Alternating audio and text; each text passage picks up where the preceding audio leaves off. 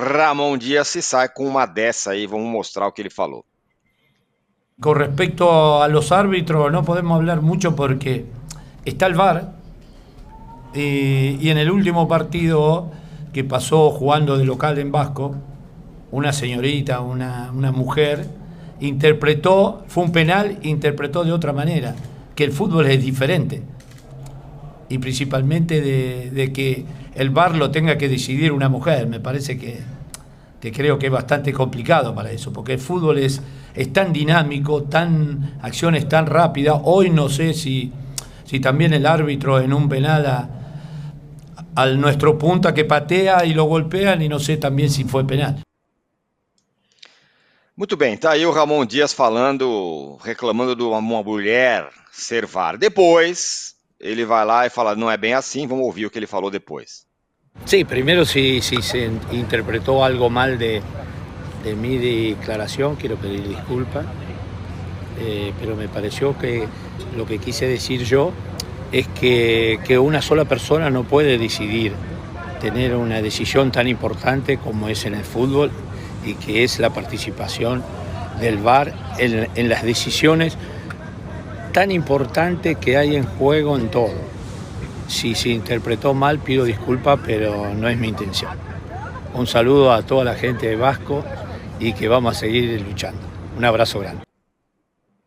Muito bem, tá aí uma declaração, no final foi aquela coisa protocolar, um abraço, saúde. Se fosse assim para falar do VAR, eu falo também, tal, não sei o que lá, uma pessoa decidir lá na cabine e tal. Foi pior que o Soneto, né, como falam. Mas ele simplesmente achou que não tinha falado nada demais e ficou quieto.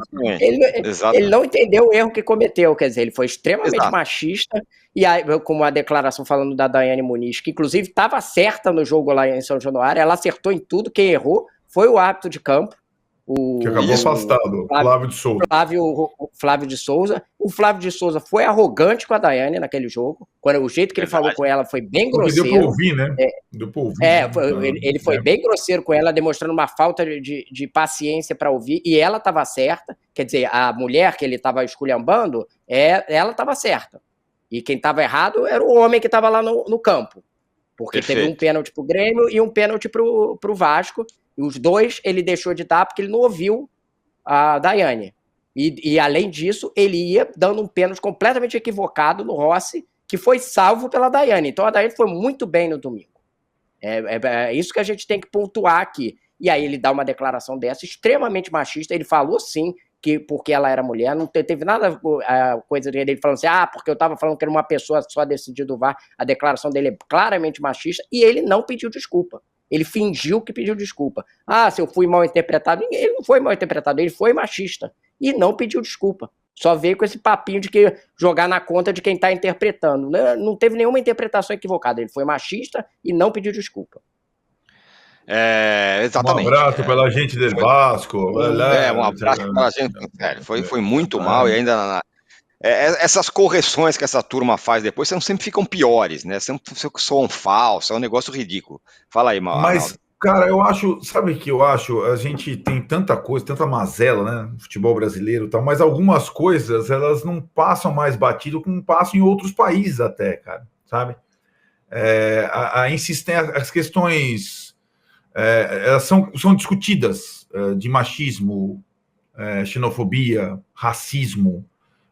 Eu acho importante isso, essa reação, sabe? A reação imediata à estupidez que ele falou.